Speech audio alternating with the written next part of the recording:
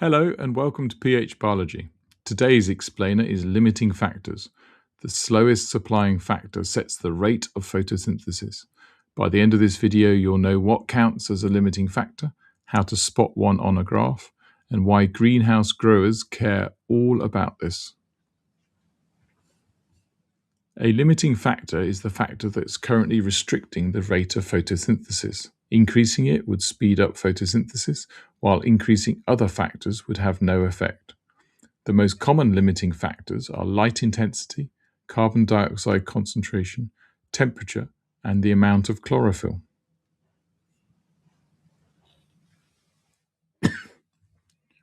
Three things. 1. Only one factor is limiting at any moment. 2. When a graph plateaus, the limiting factor has changed to something else. 3. At low carbon dioxide, increasing carbon dioxide raises the rate proportionally.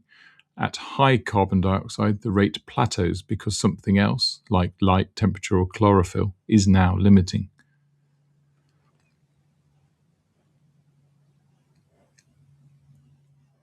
Common slip.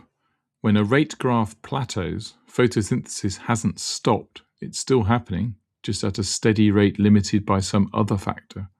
Greenhouse growers exploit this by controlling all three potentially limiting factors at once: artificial light, extra carbon dioxide, and heating.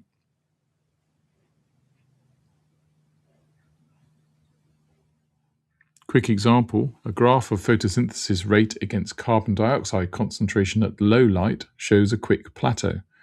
Light becomes limiting. The same graph at high light shows a higher plateau. Carbon dioxide becomes limiting at a higher level. Match the rate curve to which factor is limiting.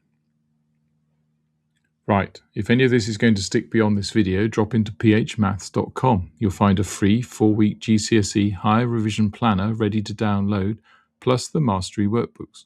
One for every higher topic, every answer fully worked, every common slip flagged. Simple explanations, serious results. See you next video.